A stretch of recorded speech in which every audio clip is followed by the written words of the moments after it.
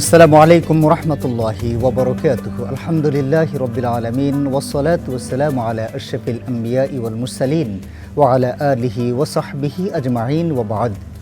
প্রিয় দর্শক, এই মুহূর্তে টিভি সেটের সামনে দেশে কিংবা দেশের বাইরে যেখান থেকে যে মাধ্যমে আপনাদের সকলের প্রিয় চ্যানেল স্টার নিউজের রমাদান মাসব্যাপী সরাসরি সম্প্রচারিত প্রশ্নোত্তরমূলক অনুষ্ঠান সিটি ইসলামিক যা জানা প্রয়োজন অনুষ্ঠানটি দেখছেন, আপনাদের সকলকে মোবারকবাদ জানাই। আমি ডক্টর কুতুবউদ্দিন বখতিয়ার। প্রিয় দর্শক, পুরো মাস জুড়ে আমি আছি আর আমার সাথে অনুষ্ঠানে থাকেন দেশ বরণ্য কিছু ইসলামী স্কলারগণ এবং আমরা প্রতিদিন একটি নির্ধারিত বিষয়ে আলোচনা করে থাকি আর আপনাদের পাঠানো প্রশ্নগুলোর অপেক্ষায় থাকি আমরা। প্রিয় দর্শক, আজকে আমাদের আলোচনার বিষয় হলো আল কোরআন অন্ধকার থেকে আলোর দিকে নিয়ে আসে। প্রিয় দর্শক, এই বিষয়ে আলোচনা করার জন্য আমরা স্টুডিওতে আমন্ত্রণ জানিয়েছি দেশ বরণ্য আলেমদ্বীন, বিশিষ্ট লেখক, গবেষক ও কলামিস্ট, আমাদের প্রিয় মানুষ, প্রিয় মুখ, হাজারো আলেমের উস্তাজ প্রফেসর ডক্টর মোহাম্মদ মনজুর ইলাহি। আসসালামু আলাইকুম রহমতুল্লাহ। ওয়ালাইকুম আসসালাম রহমতুল্লাহ। শেখ, কেমন আছেন? আলহামদুলিল্লাহ, আল্লাহ ভালো রেখেছেন।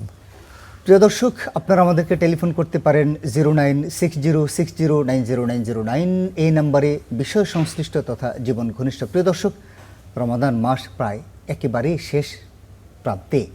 আমরা আজকে আলোচনা শুরু করেছি, আজকে আলোচনার নির্ধারণ করেছি বিষয়, সেটি হলো কোরআন অন্ধকার থেকে আলোর দিকে নিয়ে আসে, লিতুখরিজান নাস মিনাজ জুলুমাতি ইলান নূর।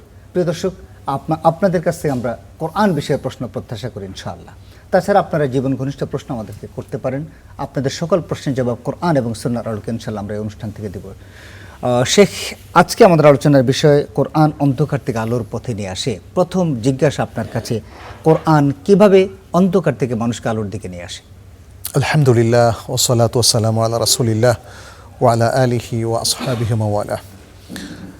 আল কোরআন আল্লাহ সুবহানাহু ওয়া তাআলা এমনভাবে এটাকে ওহী হিসাবে পাঠিয়েছেন, প্রস্তুত করেছেন, বা এর মধ্যে এমন সব কিছু দিয়ে দিয়েছেন যে এটা স্বভাবগতভাবেই মানুষকে অন্ধকার থেকে আলোর দিকে নিয়ে আসে। এবং এই জন্যে আল্লাহ সুবহানাহু ওয়া তাআলা অনেক জায়গায় এটা উল্লেখ করেছেন। কিন্তু সূরাতু ইব্রাহিমের শুরুতে আল্লাহ সুবহানাহু ওয়া তাআলা বলছেন, বিসমিল্লাহির রহমানির রহিম, আলিফ লাম রা কিতাবুন আনজালনাহু ইলাইকা লিতুখরিজান নাসা মিনাজ যুলুমাতি ইলান নূরি বিইذনি রাব্বিহিম ইলা সিরাতিল আজিজিল হামিদ। বলেছেন যে এটা এমন একটা গ্রন্থ যেটা, হে নবী মুহাম্মদ সাল্লাল্লাহু আলাইহি ওয়াসাল্লাম, আপনার কাছে আমি নাজিল করলাম যেন আপনি এই কোরআন দিয়ে মানুষকে অন্ধকার সমূহ থেকে, দেখেন এখানে অন্ধকারটাকে অন্ধকার সমূহ, জুলুমাত বহুবচন ব্যবহার করেছেন, যত অন্ধকার আছে, যত প্রকার অন্ধকার আছে সবগুলো থেকে একটা নূরের দিকে নিয়ে আসেন। নূর এটা এক বচন, এর বহুবচন আনোয়ার, এখানে বলছে নূর।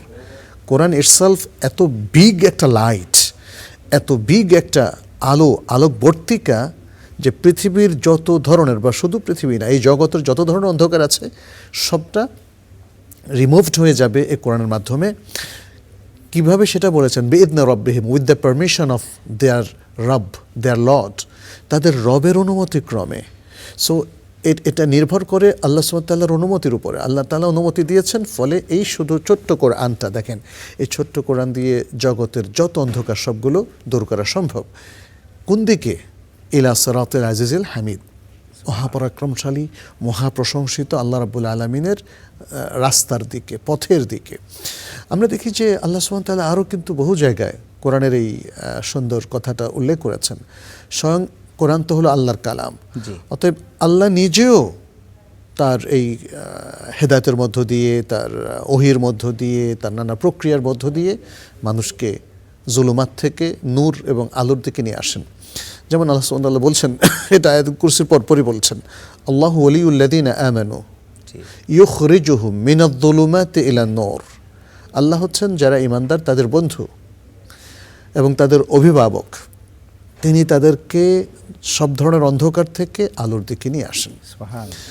কোরআনের তো আসলে অসংখ্য কথা আল্লাহ তাআলা কোরআনে বহু জায়গায় বলেছেন, কিতাবুন আনজালনাহু ইলাইকা মুবারাকুন লিয়াদাব্বারু আয়াতিহি ওয়া লিয়াতাযাক্কারা উলুল আলবাব।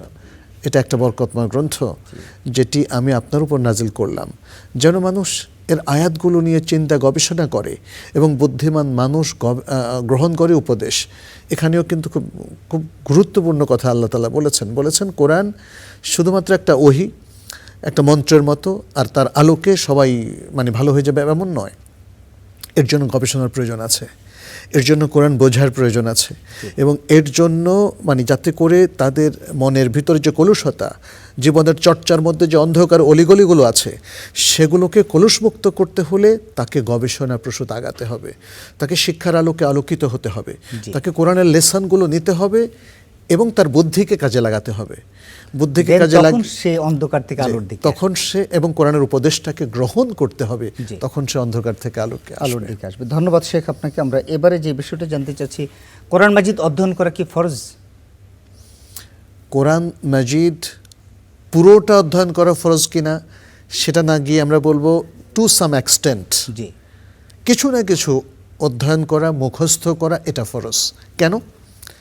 সবচেয়ে বড় প্রমাণ হচ্ছে যখন সালাতে আমরা দাঁড়াই আমাদেরকে কোরআন পড়তে হয়, জি, প্রত্যেক রাকাতে সূরাতুল ফাতিহা পড়তে হয়, এবং প্রথম 2 রাকাতে আর সুন্নাহ নফলের ক্ষেত্রে সকল রাকাতে সূরা ফাতিহার সাথে অন্য সূরা মেলানোর ইনস্ট্রাকশন রাসূল সাল্লাল্লাহু আলাইহি ওয়াসাল্লাম আমাদেরকে দিয়েছেন। ফলে কোরআন তো পড়তে হবে, কোরআন পড়তে হবে, মুখস্থও করতে হবে। যতটুকু করলে আমার নামাজটা শুদ্ধ হয় ততটুকু তো করতে হবে, এটা হলো ফরজ। তবে জীবনটাকে কোরআনের রঙে রঙিন করার জন্য, জীবনের প্রত্যেকটা ক্ষেত্রে আল্লাহর নির্দেশ মেনে চলার জন্য অবশ্যই প্রত্যেক ব্যক্তিকে কোরআনের এই প্রয়োজনীয় জিনিসগুলো জানাটা ফরজ। কোরআন মাজিদ আল্লাহ ফরিজা আলাইকুম শব্দটা বলেছেন। আমরা আসতে চাই, একটা টেলিফোন নিয়ে আসি। জি, আসসালামু আলাইকুম রহমতুল্লাহ। প্রিয় দর্শক, পরিচয় দিয়ে প্রশ্ন করুন। আমার নাম মোহাম্মদ হৃদয়, চাঁদপুর থেকে। জি, প্রশ্ন শুনছেন? আচ্ছা, আমি যদি কারো কাছ থেকে দাবি খাই, তাহলে সে তো আমার আখিরাতের ময়দানে সে আমার থেকে সেটা চেয়ে নেবে। কিন্তু প্রশ্ন হলো এটা, আল্লাহ তাআলা বলেছেন যে আখিরাতের মাঠে নিজের ছেলেও ছেলেকে বাবাকে চিনবে না, নিজের মাও নিজের ছেলেকে চিনবে, তাহলে কিভাবে সে আমার হক আদায় করে নিবে? আচ্ছা আচ্ছা, ধন্যবাদ আপনাকে। আরেকজন দর্শক আছেন। আসসালামু আলাইকুম রহমতুল্লাহ। প্রিয় দর্শক, কে আছেন আমাদের সাথে? সম্ভবত লাইনটি ড্রপ করেছে। প্রিয় দর্শক, আপনি আবার চেষ্টা করুন। শেখ, আমরা চাঁদপুরের হৃদয় ভাইয়ের প্রশ্নটা, যে আমি একজন হক নষ্ট করেছি অথবা আমার হক কেউ নষ্ট করেছে, তো কিয়ামতের দিন আমাকে কিভাবে ফেরত দেবে? আমি তাকে কিভাবে পাবো? কিয়ামতের দিন তো ছেলে তার বাবাকে কাউকে চিনবে না। কেউ কাউকে না চেনার কথাটা উনি নিজে বলেছেন। এটা হচ্ছে কোরআন কি বলছে আসলে, তাই না? আমাদেরকে এই জন্য কোরআন অনুধাবন করতে হবে। কোরআনের আলোকবর্তিকা পেতে হলে কোরআন অনুধাবন করতে হবে, তা না হলে আমরা কিন্তু ভুল ধারণা নিয়ে হয়তো থাকবো। কোরআনের বার্তাগুলো আমাদেরকে এক্সিকিউট করতে হবে। فإذا جاءت الصاخة يوم يفر المرء من أخيه وأمه وأبيه وصاحبته وبنيه। দেখেন, এখানে বলছে যেদিন সে মহানিনাদ, কিয়ামতের সে ভয়ঙ্কর শব্দ, বিকট শব্দ চলে আসবে, তখন প্রত্যেকে তার ভাই থেকে, তার মা থেকে, তার বাবা থেকে, তার সন্তান থেকে, তার স্ত্রী কিংবা স্বামী থেকে পালাবে। পালানোর কথা হয়েছে, চিনবে না, এই কথা তো বলা হয়নি। জি, বরং অনেকগুলো দলিল আছে যেটাতে বোঝা যায় যে আলামুল বারজাখেও তারা চিনবে, রূহগুলো একে অপরকে চিনবে, আর আখিরাতে তো চিনবেই। না চিনলে পালাবে কি করে? এটাকে তো পালানো বলে না। আমি আপনাকে চিনতে পারলাম না আপনি আমার সহোদর ভাই কিনা, আমি আপনাকে ইগনোর করে চলে গেলাম, এটাকে কি পালানো বলে? পালায় তো চিনলেই পালায়, চিনলেই পালায়। তার মানে হচ্ছে প্রত্যেক ব্যক্তি তার নিজেকে নিয়ে ব্যস্ত থাকবে, ইয়া নাফসি করতে থাকবে। তার মানে হচ্ছে আমার আর অন্যদিকে তাকানোর সময় নাই, সুযোগ নাই। বাবাকেও দেখেছি, চিনেছি, কিন্তু করার কিছু নাই। বাবার সাথে কথা বলার সুযোগ নাই। বাবাকে আমি আমার বা মাকে আমি আমার কোনো সওয়াব দিতে পারছি না। প্রত্যেকে নিজেকে নিয়ে ব্যস্ত থাকবে। এটাই হচ্ছে ব্যাপার। ফলে এটা গেল একটা দিক। দ্বিতীয়ত হচ্ছে প্রত্যেক ব্যক্তি থেকে তার যে পাওনা, আল্লাহ তার অন্য বান্দাদেরকে, এমনকি অন্য প্রাণীর ক্ষেত্রে এটা প্রযোজ্য, যে দিয়েবেন। This is the system of Allah, not the system of human being. এটা মানুষ্য সিস্টেম না যে কম্পিউটার এখন অকেজো হয়ে গেছে, কাজ চলছে না। নো, এটা হচ্ছে আল্লাহ কর্তৃক নির্ধারিত সিস্টেম, যেটা কখনো ফেল করবে না, এবং এটা সাস্টেইনেবল একটা সিস্টেম, এটা স্থায়ী একটা সিস্টেম। আল্লাহ তাআলা কোরআনে আখিরাতের সকল সিস্টেমকে বলেছেন এটা স্থায়ী। ওয়াল আখিরাতু খায়রুন ওয়া আবকা, এটা দুনিয়ার চাইতে উত্তম, অতএব দুনিয়ার কোয়ালিটিকে আপনি আখিরাতের কোয়ালিটির সাথে কম্পেয়ার করবেন না। জি। ইটস নট মানে ওয়ার্ল্ডলি কোয়ালিটি, তাই না? এটা হচ্ছে আখিরাতের কোয়ালিটি। দ্বিতীয় হচ্ছে বলছেন কি ও আবকা, এটা স্থায়ী, এটা কখনোই ফেল করবে না। মানে আল্লাহর সেই সিস্টেম কখনো ফেল হওয়ার নয়। অতএব আল্লাহ যেটা ঘোষণা দিয়েছেন সেটা হবেই হবে। জি, ধন্যবাদ আপনাকে। আমরা আরেকটা টেলিফোন নিতে চাই। আসসালামু আলাইকুম রহমতুল্লাহ। প্রিয় দর্শক, কে আছেন আমাদের সাথে পরিচয় দিয়ে প্রশ্ন করুন। জি, আসসালামু আলাইকুম। আমি রেজাউল করিম খুলনা থেকে বলছিলাম। জি, রাজাউল করিম ভাই, প্রশ্ন। আমার ব্যাংকে 6.5 লাখ টাকা আছে, সেই টাকাটার কি আমার জাকাত দিতে হবে? এটা কি 1 বছর পূর্ণ হয়েছে? জি জি, 1 বছর পূর্ণ হয়েছে। ধন্যবাদ আপনাকে। শেখ আমাদের রেজাউল করিম ভাই খুলনা থেকে প্রশ্ন করেছেন, 6.5 লক্ষ টাকা তার ব্যাংকে আছে, জাকাত আসবে কি? অবশ্যই আসবে, কারণ এটা রূপার নেশাবে পরিপূর্ণ একটা নেশাব, এবং তিনি ইতিমধ্যেই বলেছেন যে তিনি এর উপর 1 বছর অতিক্রম করেছেন। ফলে এখান থেকে 2.5%, এবং তার যদি আরও অন্য জাকাতযোগ্য কোনো সম্পদ থেকে থাকে সবটার হিসাব করে তিনি 2.5% জাকাত দেবেন। ধন্যবাদ আপনাকে। আমরা আরেকটা টেলিফোন নিতে চাই। আসসালামু আলাইকুম রহমতুল্লাহ। প্রিয় দর্শক, কে আছেন আমাদের সাথে?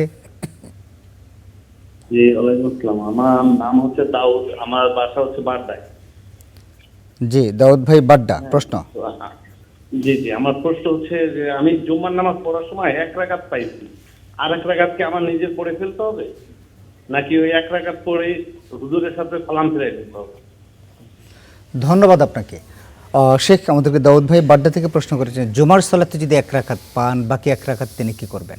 অবশ্যই তিনি যেহেতু মাসবুক হয়েছেন, কারণ জুমার সালাত তো 2 রাকাত, এটা তো কোশ্চেন কালো 1 রাকাত না। জি। অতএব যিনি 1 রাকাত পেয়েছেন তাকে আরও 1 রাকাত কমপ্লিট করতে হবে, এবং সেটি ফজরের সালাত যেমন কারো 1 রাকাত যদি মিস হয় তিনি কি করেন? তিনি কি ইমামের সাথে সালাম ফিরে ফেলেন? না। তাহলে সব সালাতের ক্ষেত্রে একই। সালাতের যে ফরম্যাটটা নবী সাল্লাল্লাহু আলাইহি সাল্লাম আল্লাহর ওহির আলোকে নির্ধারণ করে দিয়েছেন সেটার মধ্যে কোনো পরিবর্তন হবে না। অতএব কেউ যদি 1 রাকাত কম পান অথবা 2 রাকাত কম পান, তাকে সেগুলো কমপ্লিট করতে হবে। এর দলিল হলো সহিহ বুখারীর হাদিস, নবী সাল্লাল্লাহু আলাইহি ওয়াসাল্লাম বলছেন, ইযা উকিমাতিস সালাতু ফালা তাতুহা ওয়া আনতুম তাসআউন। যখন সালাতের ইকামত হয়ে যাবে, অর্থাৎ সালাত কায়েম হয়ে যাবে মসজিদে বা কোনো জামাতে, তখন তোমরা দৌড়ে আসবে না। ওয়া আতুহা ওয়া আলাইকুমুস সাকিনা, তোমরা ধীরে সুস্থে আসবে। ফামা আদরাকতুম ফাসাল্লু ওয়া মা ফাতাকুম ফাআতিম্মু, যতটুকু সালাত তোমরা ইমামের সাথে পেয়েছো ততটুকু পড়বে, আর যতটুকু ইমামের সাথে তোমার ফৌত হয়ে গেছে, তুমি মিস করেছো, সেটা তুমি মাসবুক হওয়ার ইমাম সালাম ফেরানোর পর পরিপূর্ণ করবে। তো এটা তো একদম স্পষ্ট। মানে সুতরাং 1 রাকাত নিজে নিজে পড়বে। ধন্যবাদ শেখ আপনাকে। আমরা এবারে আপনার কাছে যে প্রশ্নটা জানতে চাচ্ছি সেটি হলো যে, আল-ইয়াউমা আকমালতু লাকুম দীনাকুম ওয়া আতমামতু আলাইকুম নি'মাতি ওয়া রাদিতু লাকুমুল ইসলাম দীনা। এই আয়াত দ্বারা আল্লাহ সুবহানাহু ওয়া তাআলা বলছেন যে আমি দিনকে পরিপূর্ণ করলাম। তার মানে কি আল্লাহর দিনের বিধানগুলোকে সম্পূর্ণ কমপ্লিট পরিপূর্ণ করলেন কিনা? এই আয়াত দ্বারা যদি আপনি একটু বিশ্লেষণ করেন। জি, অফকোর্স, এটা তো বিদায় হজে এটা নাজিল হয়েছিল। আমরা আসতে চাই আপনার গুরুত্বপূর্ণ যেহেতু আলোচনাটা, আমরা একটা টেলিফোনে তার আসতে চাই। আসসালামু আলাইকুম রহমতুল্লাহ। প্রিয় দর্শক, পরিচয় দিয়ে প্রশ্ন করুন। ওয়ালাইকুম আসসালাম। আমি মোহাম্মদ সিরাজুল ইসলাম মাদারীপুর থেকে। জি, সিরাজ ভাই, প্রশ্ন। প্রশ্ন হলো, আমি সেহরি খাইতেছি, 3 লোকমা আছে, আজান দিয়ে দিচ্ছে, এখন কি করব? মুখের খাবার থাকা অবস্থায় আজান। ধন্যবাদ আপনাকে। শেখ, আমরা আল-ইয়াউমা আকমালতু লাকুম সম্পর্কে কথা বলছিলাম। জি, এই আয়াতটা খুবই গুরুত্বপূর্ণ একটি আয়াত। ইহুদিরা ওমর ইবনুল খাত্তাব রাদিয়াল্লাহু তাআলা আনহু বলেছিলেন যে, দেখো, এই আয়াতটা যদি আমাদের উপর নাজিল হতো তাহলে আমরা এটা দিনটাকে ঈদের দিন বানায় ফেলতাম, মানে এতটা উৎসব এবং খুশি আমরা পালন করতাম। তো সুতরাং এই আয়াতটা আসলে খুবই গুরুত্বপূর্ণ একটা আয়াত মুসলিম জীবনে। এটা বোঝা যায় যে অন্যরা যদি এরকম আয়াত পেত তাহলে কি করতো তারা, সে এক্সপ্রেশন তারা দিয়েছিল। যাই হোক, এটি মানে নবী সাল্লাল্লাহু আলাইহি সাল্লামের উপর নাজিল হয়েছে যখন নবী সাল্লাল্লাহু আলাইহি সাল্লাম আর দুনিয়াতে বেশি দিন থাকবেন না। দুটো ইন্ডিকেশন এখানে আছে। এক, নবী সাল্লাল্লাহু আলাইহি সাল্লাম এর যে রিসালাত, তার দায়িত্ব প্রায় শেষ। বিকজ তার দায়িত্ব ছিল ইসলামটাকে কমপ্লিটলি পৃথিবীবাসীর কাছে রেখে যাওয়া, এবং তিনি সেই মেসেজটি এখানে দিলেন আল্লাহ সুবহানাহু ওয়া তাআলার পক্ষ থেকে প্রাপ্ত হয়ে, যে আজ আমি তোমাদের জন্য তোমাদের দিনকে পরিপূর্ণ করে দিলাম। এটা কে বলছেন? আল্লাহ। আল্লাহ বলছে সুবহানাল্লাহ। এবং তোমাদের উপর আমার নিয়ামতকে আমি পরিপূর্ণ করলাম। দিন পরিপূর্ণ করা মানেই তো হচ্ছে দিনের রুলিং, দিনের আহকাম, দিনের আদব, দিনের যে রিলিজিয়াস যে নিডটা আছে এবং তার যে নলেজগুলো আছে, ইনফরমেশনগুলো আছে, এই সব কিছু কমপ্লিট করে দেওয়া হলো। তার মানে হচ্ছে আফটার দিস ডে আর কোনো ইনফরমেশনের প্রয়োজন নাই, আর কোনো অতিরিক্ত রুলিংয়ের প্রয়োজন নাই, আর কোনো নতুন সংযোজনের প্রয়োজন নাই।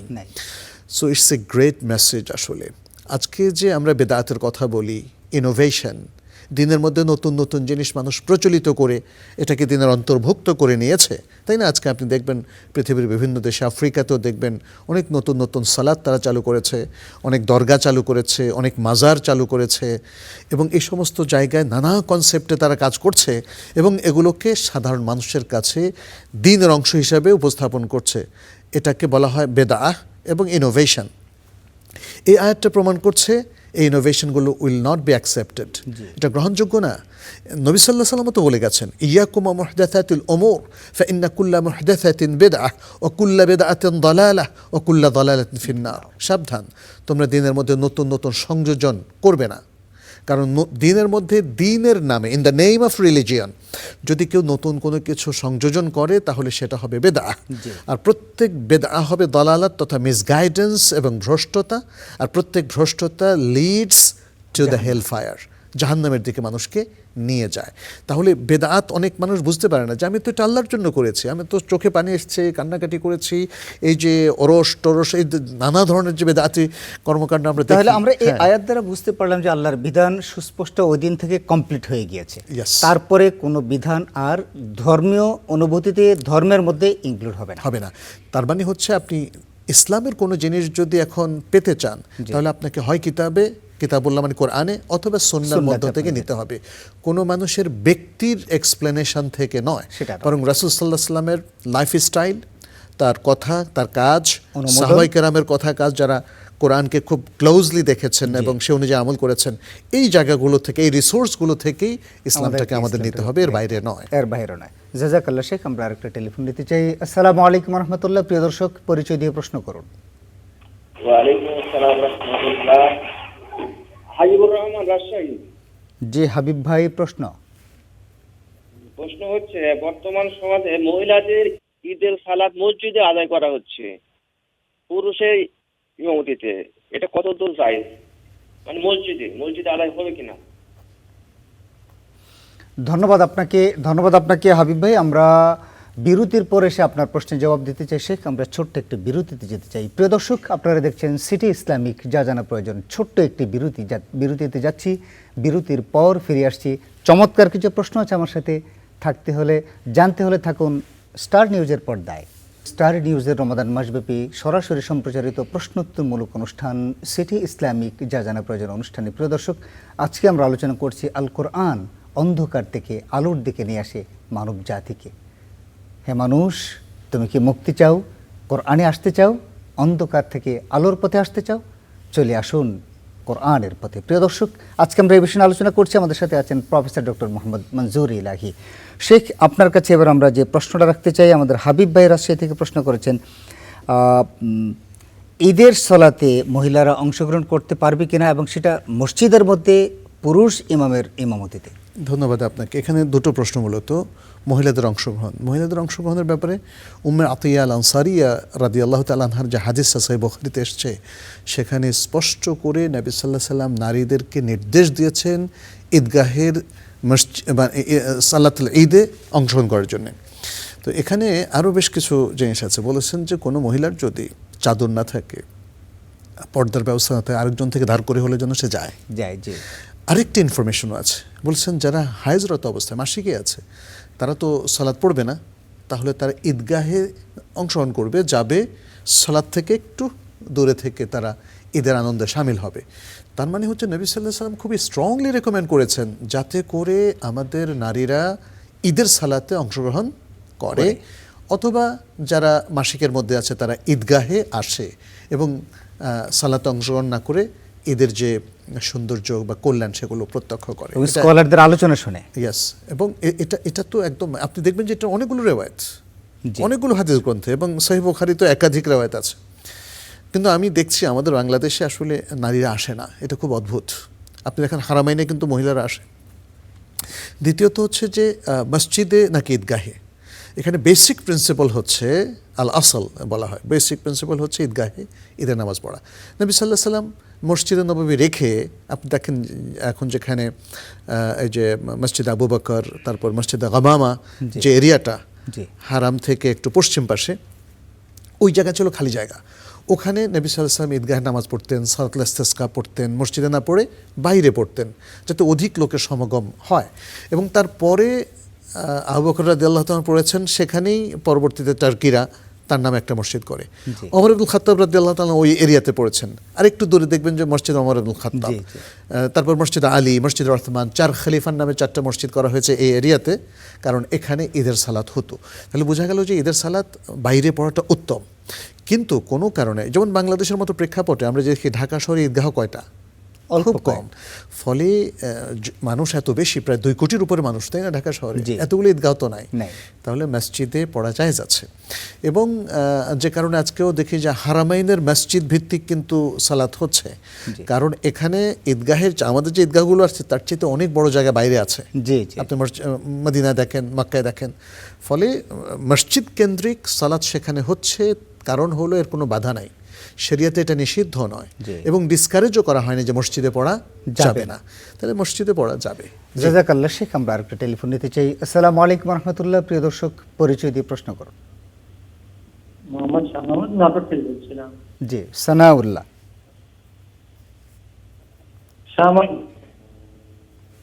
যে প্রশ্ন, আমার প্রশ্ন হচ্ছে উসিলা করে কোনো আল্লাহর কাছে সাহায্য প্রার্থনা করা যাবে কিনা? ওসিলা করে সাহায্য। ধন্যবাদ আপনাকে। শেখ, আমাদেরকে সিরাজগঞ্জ থেকে একজন ভাই প্রশ্ন করেছিলেন। সিরাজ ভাই মাদারীপুর থেকে, মুখে খাবার আছে, অর্ধেক খাবার আছে, এই মুহূর্তে আমাদের সাহারির আজান দিয়েছেন, করণীয় কি? এই ফাতোয়াটা তো আল্লাহই দিয়েছেন, সূরা আল বাকারা 187 নম্বর আয়াত। জি, ওয়াকুলু ওয়াশরাবু হাত্তা ইয়াতাবায়্যানা লাকুমুল খায়তুল আবয়াদু মিনাল খায়তিল আসওয়াদি মিনাল ফাজর সুম্মা আতিম্মুস সিয়ামা ইলাল লাইল। বলেছেন তোমরা খাও, পানাহার করো, রাত্রভর তুমি খাবার পানাহার চালিয়ে যেতে পারো, কোনো অসুবিধা নাই। তবে যখন ফজরের কালো রেখার পরে সাদা রেখা উদ্ভাসিত হয় তখন কিন্তু খাবার বন্ধ করতে হবে। তখন ফজর আজান তো কেউ রাত্রে দেয় না, ফজর আজান দেওয়াই হয় সুবহ সাদেকের সময়, সাথে সাথে। তো সুবহ সাদেকের সাথে সাথে যেহেতু আজানটা দেওয়া হচ্ছে, তিনি এক টুকরাও খেতে পারবেন না, একটু খেতে পারবেন না, পানিও খেতে, যা মুখে আছে সব ফেলে দিতে হবে, কারণ এটা আল্লাহর নির্দেশ। মুখে যা আছে ফেলে দিতে হবে, ইয়েস, কিচ্ছু গেলা যাবে না, কারণ এটা ফজরের আজান। এখানে দেখেন আরেকটা জিনিস, একটা কনফিউশন হয়েছে কোত্থেকে আমি বলি। সহিহ বুখারীর মধ্যে আরেকটা হাদিস আছে যেখানে নবী সাল্লাল্লাহু আলাইহি সাল্লাম বেলালের আযান আর আব্দুল্লাহ ইবনে উম্মে মাকতুম রাদিয়াল্লাহু তাআলা দুটো আযান নিয়ে কথা বলেছেন। নবী সাল্লাল্লাহু আলাইহি সাল্লাম বলেছেন যে তোমরা বেলালের আযানের পরে খাও। এটা এই যে রমাদানের কথা বলছেন, কারণ বেলাল আযান দেয় রাতে না, তিনি উল্লেখ করে দিয়েছেন, কারণ বেলাল আযান দেয় রাত্রে, মানুষকে একটু অ্যাওয়ার করার জন্য, মানুষকে একটু সতর্ক করার জন্য। এটা যে শুধু তাহাজ্জুদ তা না, এটা তাহাজ্জুদের আযানও না কিন্তু। আর বলেছেন হাত্তা ইউআদ্দিনা আব্দুল্লাহ ইবনে উম্মে মাকতুম, ও আব্দুল্লাহ ইবনে উম্মে মাকতুম আযান দেওয়া পর্যন্ত, তার আযানের সাথে সাথে তুমি স্টপ করবে, কারণ সে আযান দেয় ফজরের। তাহলে আমাদের ভাই প্রশ্ন করেছেন কি ফজরের আযানের সম্পর্কে না, তাহলে তিনি খেতে পারবেন না, খেতে পারবেন না। এখানে আরেকটা জিনিস বলি, অনেকেই বলে যে আযানের সময় তোমরা মুখে যা আছো এটা খেলে নাও, দরকার হলে একটু পানিও খেয়ে নাও, এটা বেলালের আযান। আপনি জানেন যে মক্কা মদিনায় রাত্রে থাকতে আজান দেয়, অনেকে সেটাকে তাহাজ্জুদের আজান বলে ভুল করে, কিন্তু আমাদের দেশে এখনো রাত্রে আজান দেওয়া প্রচলিত হয় নাই। শরিয়ত কিন্তু এটা বলে নাই যে মক্কা মদিনায় রাত্রে আজান দেওয়া যাবে আর বাংলাদেশে দেওয়া যাবে না। একসময় কিয়ামুল লাইল শুধু মক্কা মদিনায় হতো, এখন বাংলাদেশেও হয়। আসলে এটা শুধু মক্কা মদিনা না, এখানেও হতে পারে, কিন্তু এখানে যদি রাত্রে আজান কেউ দেন তাহলে তারপরে খাবেন, তখন খাওয়া যাবে, কিন্তু ফজর আজানের পরে খাওয়া যাবে না। আসসালামু আলাইকুম ওয়া রাহমাতুল্লাহ। প্রিয় দর্শক, কি আছেন আমাদের সাথে? আসসালামু আলাইকুম। ওয়া আলাইকুম আসসালাম। অনেকক্ষণ ধরে অপেক্ষা করছেন, প্লিজ প্রশ্ন। মিজানুর রহমান ফরিদপুর থেকে। জি মিজান ভাই প্রশ্ন। দুইটা কোশ্চেন আমার। প্রথমটা হলো, ইসলামে তো আত্মীয়তার সম্পর্ক বজায় রাখার কথা বলা হয়েছে, জি কিন্তু যদি আমি জানি যে আত্মীয় সে ঘুষের চাকরি করে, ঘুষ তালিকা যে ওই যে কনভেনশনাল ব্যাংকে চাকরি করে, এখানে তো মানে সুদের কারবার আছে, তো এই ধরনের আত্মীয়তার সাথে সম্পর্ক না রাখলে কি গুনাহ হবে? জি ধন্যবাদ। আরেকটি প্রশ্ন। আরেকটা কোশ্চেন হলো, আমি যে একটা বেসরকারি এমপিভুক্ত আরেকটি প্রশ্নটা মানে স্যালারির এগেইনস্টে অগ্রণী লোন তুলে, সেটা কি বৈধ হবে? আরেকবার করবেন দ্বিতীয় প্রশ্নটা। প্রশ্নটা হলো যে আমি একটা এমপিভুক্ত কলেজে শিক্ষকতা করি, এখন এই বেতনের এগেইনস্টে লোন ওঠানোর সুযোগ আছে, জি সেই লোন উঠালে এটা কি কতটুকু বৈধ না অবৈধ? এখন লোনটা আপনার কি প্রক্রিয়ায় আপনাকে দিচ্ছে সেটা দেখতে হবে। আপনি সেটা বলতে পারবেন যেটাকে কনভেনশনাল ব্যাংক থেকে আপনাকে সুদ ভিত্তিক লোন দিচ্ছে? কনভেনশনাল ব্যাংক থেকে, ধন্যবাদ আমাদের আপনাকে। স্যালারি হয় অগ্রণী ব্যাংক থেকে, অগ্রণী ব্যাংক থেকে। জি আমরা বুঝতে পেরেছি, ধন্যবাদ আপনাকে। শেখ, আমরা এবার আপনার কাছে যে প্রশ্নটা জানতে চাচ্ছি সেটি হলো যে আমাদের সানাউল্লাহ ভাই বলেছেন যে ওসিলা করে প্রার্থনা করা যাবে কি আল্লাহর কাছে? যাবে, 3 ধরনের ওসিলা করা যাবে।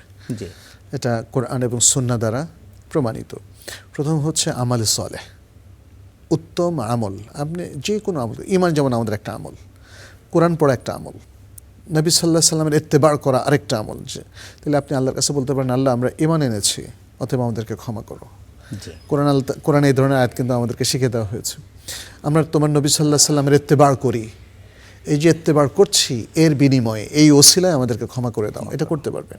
আল্লাহ আমি সালাত পড়ি, আমি সিয়াম রাখি, আমি তোমার পথে দান করি, মানুষের সাথে সুন্দর ব্যবহার করি, এই ধরনের আমল দিয়ে আল্লাহর কাছে ওসিলা করা যাবে, 1 নম্বর। দ্বিতীয় হচ্ছে আল্লাহর সুন্দর সুন্দর নাম এবং গুণের ওসিলা দিয়ে, হে আল্লাহ আপনি রাহিম রহমান, অতএব আমাকে ক্ষমা করেন, এটা ওসিলা।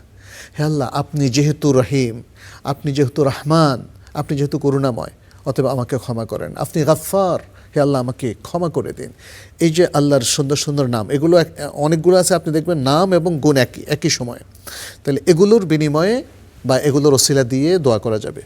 তৃতীয় যে ওসিলাটা দিয়ে দোয়া করা যাবে সেটি হচ্ছে জীবিত সৎ ইমানদার ব্যক্তিদের দোয়ার ওসিলা দেওয়া যাবে।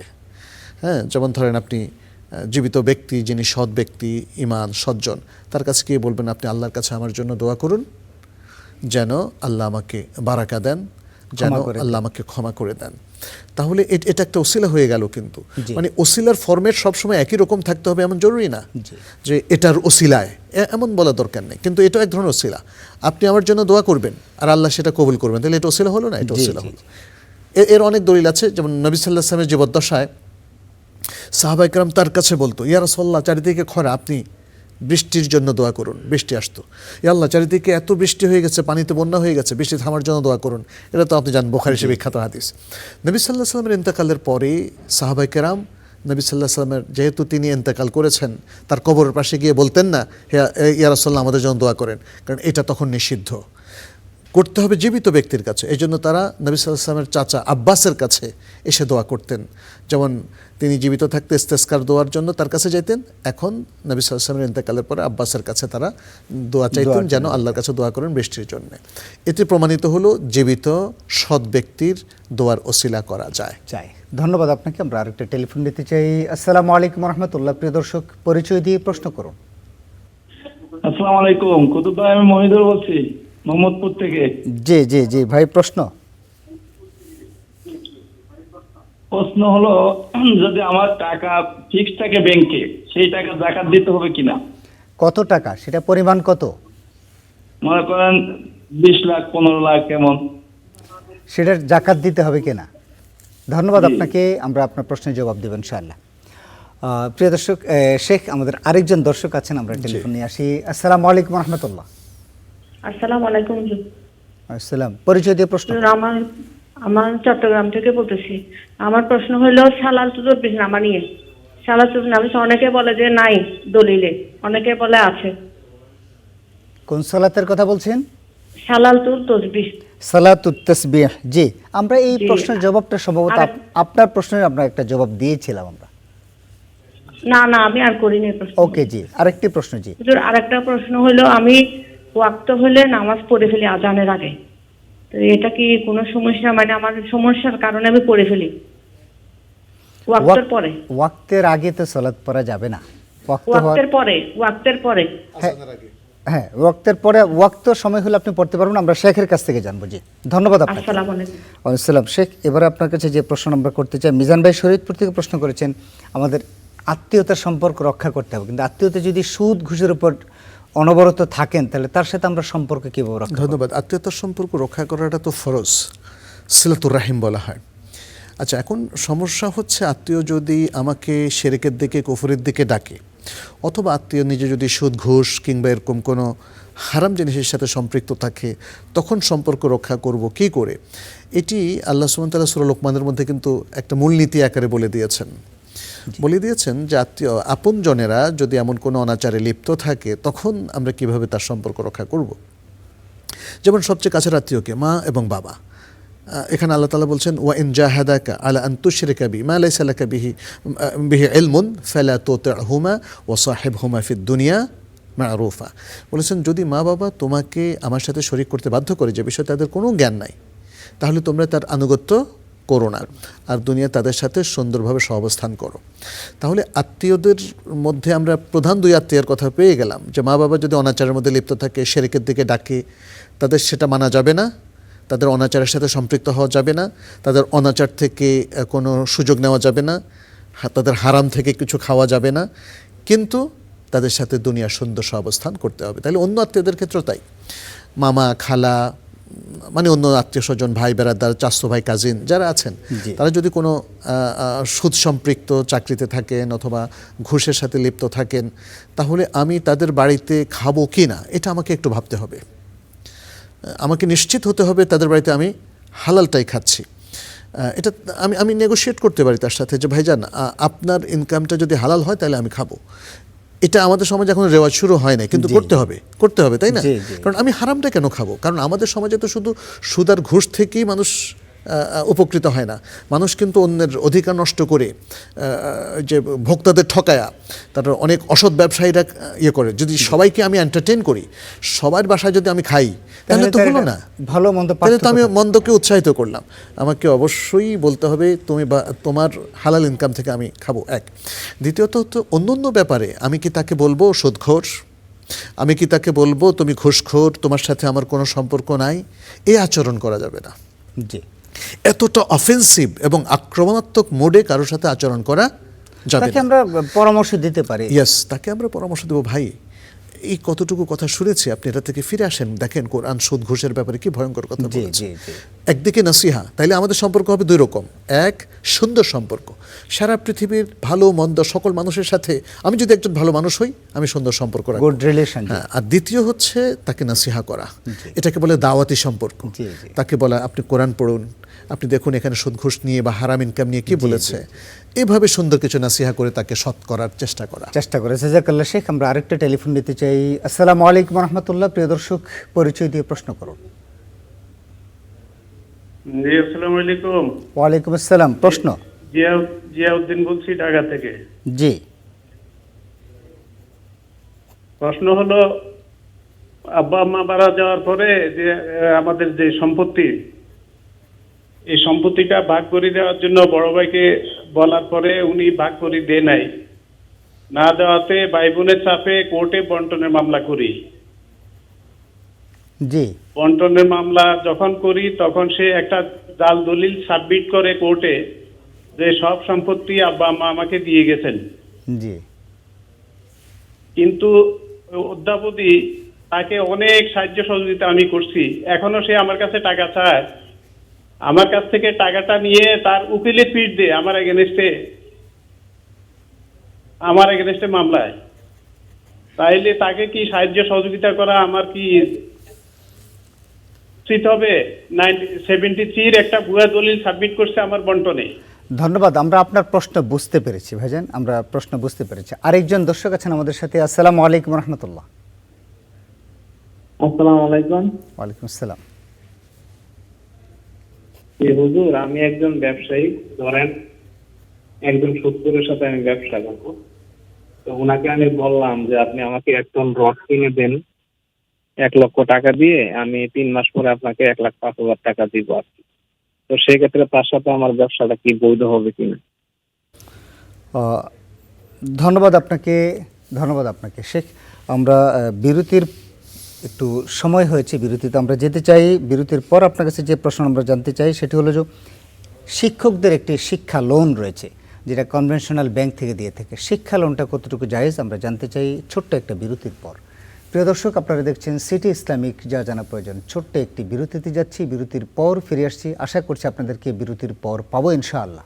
আসসালামু আলাইকুম রহমতুল্লাহি ওয়াবারাকাতুহু। প্রিয় দর্শক, বিরতির পর আপনাদেরকে আবারও স্বাগত জানাই স্টার নিউজের রমাদান মাসব্যাপী বিশেষ আয়োজন সিটি ইসলামিক যা জানা প্রয়োজন অনুষ্ঠানে। প্রিয় দর্শক, আজকে আমরা কথা বলছি আল কোরআন অন্ধকার থেকে আলোর দিকে নিয়ে আসে। আমাদের সাথে আছেন প্রফেসর ডক্টর মোহাম্মদ মনজুর ইলাহি। শেখ, আমরা বিরতির পূর্বে আপনার কাছে একটি প্রশ্ন রেখে গিয়েছিলাম। সারা বাংলাদেশে অসংখ্য শিক্ষক রয়েছেন, সরকার এই শিক্ষকদেরকে শিক্ষা লোন নামে একটি লোন চালু করেছেন, এটি সম্পর্কে আপনি অবগত আছেন? এটি কতটুকু জায়েজ?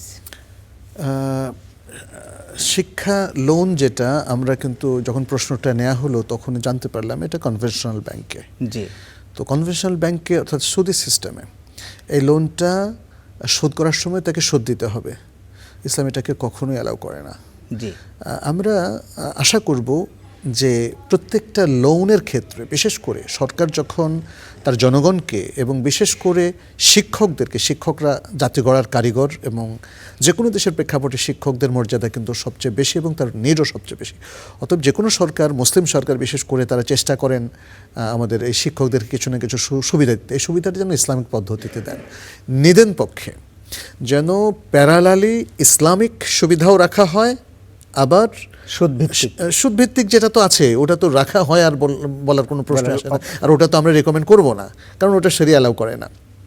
আমি এখানে প্রসঙ্গক্রমে বলি, আপনি দেখবেন যে বাংলাদেশের অর্থনৈতিক ব্যবস্থাপনায় প্রচুর প্রতিষ্ঠান কিন্তু এখন তাদের সুদের পাশাপাশি ইসলামিক মানে উইং তারা ওপেন করেছে।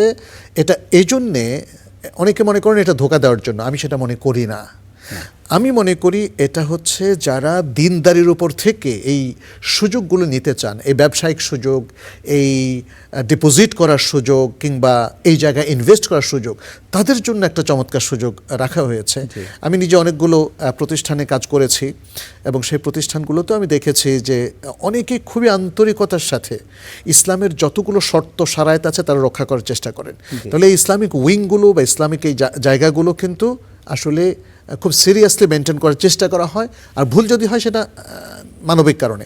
সেকেন্ড আরেকটা আমি উদাহরণ দিতে চাই, যেমন বাংলাদেশ হাউস বিল্ডিং ফাইন্যান্স, এখানে অত্যন্ত প্রাজ্ঞ একটা কমিটি করা হয়েছে যাতে হাউস বিল্ডিং ফাইন্যান্স তো দীর্ঘদিন ধরে সুদি লোনের ভিত্তিতে হাউস লোনের ব্যবস্থা করত, কিন্তু গত 5-7 বছর থেকে তারা একটা উইং ওপেন করেছে যে অনেক মানুষ হাউস লোন থেকে লোন নিতে চায় বাট ইসলামিক পদ্ধতিতে। তো ইসলামিক পদ্ধতিতে লোন তো আর হয় না, ইনভেস্টমেন্ট।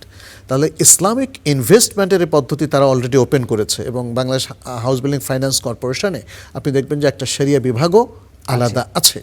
তাহলে এই যে শিক্ষকদের জন্য যে লোন এবং বিভিন্ন শিক্ষা প্রতিষ্ঠান যেমন ইউনিভার্সিটি, সে ঢাকা ইউনিভার্সিটি থেকে আরম্ভ করে বিভিন্ন ইউনিভার্সিটিতে যে শিক্ষক বা কর্মচারীদের জন্য যে হাউস লোনের ব্যবস্থা করা হচ্ছে, আমি প্রস্তাব করছি আজকের এখানে এবং খুব আর্নেস্টলি বলছি, যেন যারা ইসলাম মেনে চলতে চায়, ইসলামের ভিত্তিতে বিনিয়োগ নিতে চায়, তাদের জন্য ব্যবস্থা করা হয়। কারণ এই লোনটা তো যারা দিনদার তারা নেবে না। এবং ঠিক একইভাবে পিএফ, প্রভিডেন্ট ফান্ডের ক্ষেত্রেও আমি বলবো যেখানে শুধুই সুদের ব্যবস্থা রাখা হয়েছে, সেটাও যেন প্রভিডেন্ট ফান্ডের এই ব্যবস্থাপনাটা ইসলামিক শরিয়া ভিত্তিক করা হয়, যাতে যারা দিন মেনে চলতে চায় তাদের জন্য সরকারের একটা সহযোগিতা থাকে। ধন্যবাদ শেখ আপনাকে। আমাদেরকে মাইদুল ভাই প্রশ্ন করেছেন মোহাম্মদপুর থেকে। তিনি বলছেন আমার ব্যাংকে কিছু টাকা আছে, সেটা বলছেন যে 20 লাখ অথবা 15 লাখ। ফিক্সড ডিপোজিটের কথা বলেছেন। ফিক্সড ডিপোজিট টাকাটা একজন ব্যক্তির ফুল ওনারশিপে থাকে এবং তিনি যখন ইচ্ছা এটাকে ভাঙাতে পারেন। এটা হলো মানে পরিপূর্ণ মালিকানার একটা প্রমাণ। এখন তিনি ভাঙাচ্ছেন না, কারণ তিনি ভাঙালে এখন ওই প্রফিটের ওই রেটটা আর থাকবে না। প্রথমত আমরা বলবো কনভেনশনাল ব্যাংকে ফিক্সড ডিপোজিট করাটা শরিয়াসম্মত নয়, এক। দ্বিতীয়ত আমরা বলবো যে ফিক্সড ডিপোজিটের টাকাটা তার নিজের, অতএব এই টাকার উপর জাকাত তিনি ইসলামী ব্যাংকে রাখেন আর কনভেনশনাল ব্যাংকে রাখেন, আসবে জি। বাকি প্রফিটের উপর জাকাতটা তার আসবে কিনা এটা নির্ভর করে, এই টাকাটা যদি সুদ হয় তাহলে তার উপর জাকাত আসবে না এবং সুদ তিনি নিজেও কনজিউম করতে পারবেন না। জি। আর এটা যদি শরিয়া সম্মত তার প্রফিট হয় তাহলে এই টাকার উপরও জাকাত আসবে যদি সেটাও ডিপোজিট থাকে। মানে তার ডিপোজিটের পাশাপাশি প্রফিটের মানে জাকাত এখানে প্রসঙ্গ করে আরেকটা বলি, আমাদের কোনো মুফতি সাহেব তারা বলেন যে ফিক্সড ডিপোজিটের উপরে জাকাত আসবে না, কারণ এটা তার কাছে নাই, এটা ব্যাংকে রেখে দিয়েছে। এই মতামতটা আসলে গ্রহণযোগ্য নয়, কারণ ব্যাংকে তো আমাদের ডিপোজিটেড মানিও থাকে, যখন ইচ্ছা উঠাতে পারি না। জি জি। তাহলে ব্যাংকে যে টাকাটা ডিপোজিট রাখি অথবা এমটিডিআর করে রাখি অথবা ফিক্সড ডিপোজিট করে রাখি, এগুলোর প্রত্যেকটার উপরে জাকাত আসলে অ্যানুয়ালি হবে। ধন্যবাদ আপনাকে। আমরা একটা টেলিফোন নিতে চাই। আসসালামু আলাইকুম রহমতুল্লাহ। প্রিয় দর্শক, পরিচয় দিয়ে প্রশ্ন করো। আমি মোহাম্মদ সিদ্দিকুর রহমান, রাজশাহী থেকে। জি, রাজশাহী থেকে। প্রশ্ন কাতারের মাঝে ফাঁক রেখে দাঁড়ানো, এটার দলিলটা একটু জানতে চাই। আমরা কাতারে ফাঁক রেখে দাঁড়ানোর বিষয়ে আমরা অনেকগুলো প্রশ্ন করে দেখেছি, জবাব দিয়েছি। প্রিয় দর্শক, আপনাকে অনুরোধ করব আমাদের ইউটিউব চ্যানেলে গিয়ে, স্টার নিউজের ইউটিউব চ্যানেলে গিয়ে আপনি যা জানা প্রয়োজন অনুষ্ঠান সার্চ দিলে আপনি সেখানে বিস্তারিত পাবেন। ধন্যবাদ আপনাকে। আমাদের কাছে অনেকগুলো প্রশ্ন আছে। জি, ধন্যবাদ আপনাকে। শেখ, এবার আমরা যে প্রশ্নটা করতে চাই সেটি হলো যে একজন বোন প্রশ্ন করছেন চট্টগ্রাম থেকে, সালাতুত তাসবিহ অনেকে বলছেন যে দলিল নাই, অনেকে বলছেন দলিল আছে। না, দলিল বলতে একটা বর্ণনা তো আছে, এক বা একাধিক বর্ণনা আছে। এই বর্ণনাগুলোকে আমাদের স্কলারদের মধ্যে অনেক মুহাক্কিক উলামায়ে কেরাম এটাকে দাঈফ বলেছেন, দুর্বল বলেছেন। সেই হিসাবে তারা বলেছেন যে এটা না পড়ার কথা, যেমন শেখ সালেহ বিন উসাইমিন। আবার কারো মতে এটা হাসান, তারা পড়ার কথা বলেছেন। তো এক্ষেত্রে আমি নীতিগত একটা কথা কিন্তু বলেছিলাম, মনে আছে কিনা? জি জি জি। আমি বলেছিলাম যদি যে স্কলাররা এটাকে দাঈফ বলেছেন, একজন লেম্যান হিসাবে, সাধারণ শিক্ষিত মানুষ হিসাবে আপনি যদি তাকে বেশি গ্রহণযোগ্য মনে করেন করতে পারেন, তাহলে করতে পারেন এবং আপনি সালাত পড়বেন না তখন, কারণ এটা দাঈফ। আর নিজে যদি আপনি জিনিসগুলো যাচাই বাছাই করে বুঝতে পারেন, তাহলে যদি তারপর আপনার কাছে দাঈফ মনে হয় আপনি আমল করবেন না। আর যারা বলেছেন এটা হাসান, যদি আপনি সেই ব্যাপারে কনভিন্সড হন, অর্থাৎ মনে করেন যে না সেটাই সঠিক, সে মতটা হাদিস হাসান হলে আমল করা কিন্তু যাবে। তাহলে আপনি ঠিক কোন মতের উপরে আছেন বা কোন স্কলারদেরকে আপনি ফলো করছেন সে অনুযায়ী ডিসাইড করবেন। ধন্যবাদ আপনাকে। আমরা আরেকটা টেলিফোন নিতে চাই। আসসালামু আলাইকুম রহমতুল্লাহ। প্রিয় দর্শক, পরিচয় দিয়ে প্রশ্ন করুন। আসসালামু আলাইকুম। আমরা শুনতে পাচ্ছি দর্শক, আপনি একটু লাউডলি আমাদেরকে একটু বলবেন। 7 ভরি স্বর্ণ থাকলে কি যাকাত দিতে হবে? 5 ভরি স্বর্ণ থাকলে জাকাত দিতে হবে কিনা? 7.5 ভরি স্বর্ণ হলে জাকাত দেওয়ার কথা বলা হয়েছে। আপনি চাইলেই দিতে পারেন, কোনো অসুবিধা নেই। ধন্যবাদ আপনাকে। শেখ, আপনার কাছে এবার আমরা যে প্রশ্নটা করতে চাই, চট্টগ্রাম থেকে বোন আরেকটি প্রশ্ন করেছেন, ওয়াক্ত শুরু হয়েছে কিন্তু আজান দেয়নি, আমি সালাত পড়তে পারবো? পারবেন, অবশ্যই। মেয়েদের ক্ষেত্রে আজানের জন্য ওয়েট করা তো জরুরি না। আজান হওয়ার পরে, আজান তো আসলে নিয়ম হচ্ছে ওয়াক্তের সাথে সাথেই দেওয়া। এটা আপনি আরব দেশগুলোতে দেখবেন, অধিকাংশ আরব দেশে এই যে যেমন 12টা 5 মিনিটে যদি জোহর ওয়াক্ত হয় তাহলে উনি 12টা 5 মিনিটে আজান দেন। বাংলাদেশে শুধু অথবা কোথাও কোনো মাদ্রাসা মানে প্রতিষ্ঠানে এক্সেপশন আছে যে তারা 1:45 করে নিয়েছেন প্রাতিষ্ঠানিক সালাতের ওয়াক্তের সাথে কাঠামোর কারণে। কিন্তু এখানে মহিলারা তাদের আজান শোনার জন্য অপেক্ষা করার কোনো প্রয়োজন নেই। তারা ওয়াক্ত হওয়ার পর আউয়াল ওয়াক্তে সালাত পড়ে নেওয়াটাই বরং মেয়েদের জন্য উত্তম। তিনি উত্তম কাজ করছেন। জি, আমাদের জিয়াউদ্দিন ভাই চমৎকার একটি প্রশ্ন করেছেন যে বাবা মার মারা যাওয়ার পরে সম্পত্তি বন্টন করার জন্য বড় ভাইকে বলা হয়েছে, কিন্তু বড় ভাই সেটা সম্পত্তি বন্টন না করার কারণে আমি আদালতে একটি মামলা করি। মামলা করার কারণে আদালতে মামলা চলছে। ভাই একটি জাল দলিলের মাধ্যমে সেই মামলাটা চালানোর চেষ্টা করছেন, বলছেন যে বাবা মা তাকে সমস্ত সম্পত্তি দান করে গিয়েছেন। তো এখন প্রশ্ন হলো যে বাবা মা সমস্ত সম্পত্তি কোনো সন্তানকে দান করতে পারেন কিনা, আর এই ভাইকে, তিনি আবার গরিব, এই মেজো ভাই এই বড় ভাইকে দান সাদেকা করতে পারবেন কিনা? জি, এখানে তো আসলে মাল্টিপল প্রশ্ন চলে আসছে। এটা অনেক বড় একটি প্রশ্ন, আমরা জানতে চাই। ছোট্ট একটা টেলিফোন নিয়ে আসি। আসসালামু আলাইকুম রহমতুল্লাহ। ওয়ালাইকুম আসসালাম। হ্যাঁ, আমার প্রশ্ন হলো যে আমি একজন পেনশন হোল্ডার। হ্যালো, শুনছেন? আমরা শুনতে পাচ্ছি। আচ্ছা, আমি পেনশন হোল্ডার। আমি 50 লাখ টাকা ইসলামী ব্যাংকে রেখেছি। হ্যাঁ, এখন আগে পরে সে তো যে আমি 5 বছর ধরে রেখেছি, প্রতি মাসে আমাকে 40-42 টাকা দেয়। জি, তা এখন এই 50 লক্ষ টাকার উপর আমার কোনো জাকাত হবে কিনা? ধন্যবাদ আপনাকে। শেখ, আমরা সেই আগের প্রশ্নটা বলেছেন আপনি অলরেডি, সংক্ষেপে যাব। প্রথমত এখানে বড় ভাই অত্যন্ত গর্হিত কাজ করেছেন, অন্যায় কাজ করেছেন এবং আমানতের খেয়ানত করেছেন। তার উপর ফরজ ছিল বাবার মৃত্যুর পরে, যেহেতু তাকে দায়িত্ব দেওয়া হয়েছে, কালক্ষেপণ না করে প্রথম দিনে বা দ্বিতীয় দিনে বা তৃতীয় দিনের মধ্যেই সম্পত্তি বন্টন করে দেওয়া, এবং সেটা শরিয়া ভিত্তিক। এটা তিনি করেননি। দ্বিতীয়ত তিনি ভয়ঙ্কর বড় অপরাধ করেছেন, সেটা মিথ্যা একটা জাল দলিল সাবমিট করে, যেটা তার জন্য গর্হিত এবং শাস্তিযোগ্য অপরাধ বলে আমি মনে করি। তৃতীয়ত হচ্ছে তিনি যে দাবি করেছেন যে তার বাবা তাকে সব সম্পত্তি দিয়ে দিয়েছেন, এই দাবি কোর্ট মানবে না। বাংলাদেশের কোর্ট যেহেতু পার্সোনাল ল, উত্তরাধিকার সত্ত্বের ক্ষেত্রে ইসলামিক লটাকে ফলো করা হয়, কারণ ইসলামিক লতে বলা হয়েছে লা ওয়াসিয়াত আলি ওয়ারিস, এটা নবী সাল্লাল্লাহু আলাইহি ওয়াসাল্লাম বিখ্যাত এক হাদিস, যে যারা অলরেডি শরিয়া কর্তৃক নির্ধারিত ওয়ারিশত্ব পাবে, উত্তরাধিকার পাবে, তাদের জন্য তাদেরকে সবাইকে অতিরিক্ত কোনো ওসিয়ত করা জায়েজ নেই। বাবা তার কোনো সন্তানের জন্য বলতে পারেন না যে তাকে আমি স্পেশাল এটা দিলাম, আমার মৃত্যুর পরে সে এটা পাবে। সবাইকে সমানভাবে দিতে হবে, যার যে প্রাপ্য। অতএব তার এই ওসিয়ত বাতিল, শরিয়তেও বাতিল, আমাদের লোকাল লতেও বাতিল। অতএব এই যে ভাই বলেছেন, আমি মনে করি তারা যদি, যেহেতু মামলার মধ্যে আছে জিনিসটা, তারা সঠিক বিচার পাবেন বলে আমি আশা করি। আর দ্বিতীয়ত হচ্ছে তিনি তার বড় ভাইকে হেল্প করবেন কিনা, এতে শরিয়া নিষেধ করে না। আমরা কিন্তু একটা মূলনীতি বলেছি, একজন লোক যদি দুর্বিনীত হয়, যদি হারাম ইনকামের মধ্যে, হারাম কাজের মধ্যে সম্পৃক্ত থাকেনও, তবুও দুনিয়ার দিক থেকে তারা আমাদের কাছ থেকে সাহায্য সহযোগিতা পেতে পারেন। এখন এটা ছোট ভাইয়ের মানসিকতার উপর নির্ভর করে। অনেক সময় মানুষ তো অফেন্ডেড হয় যে আমার ভাই আমি আপনাকে সাহায্য করব না, এরকম একটা ভাব যদি চলে আসে, সেখানে তো বলার কিছু নেই। সেখানে আমরা বলবো ইনসাফ করুন, আর অতিরিক্ত রাগ করবেন না, জেদ করবেন না। বড় ভাই যেহেতু গরিব, তাকে কিছু হেল্প করুন। ধন্যবাদ। সর্বশেষ প্রশ্ন শেখ আপনার কাছে, পেনশনের টাকা ইসলামী ব্যাংক বাংলাদেশ লিমিটেডে রেখেছি, সেখান থেকে আমাকে প্রতি মাসে 40,000 টাকা দেয়। আমার সেখানে যে ডিপোজিটটা আছে, সেই ডিপোজিটের উপর জাকাত আসবে? অতি সংক্ষেপে জাকাত হবে, কারণ এই টাকাটাও তার পূর্ণ মালিকানা আছে, এবং তিনি যখনই ইচ্ছা পেনশনের ফুল টাকাটা এখন তুলে ফেলতে পারেন একদিনের নোটিসে।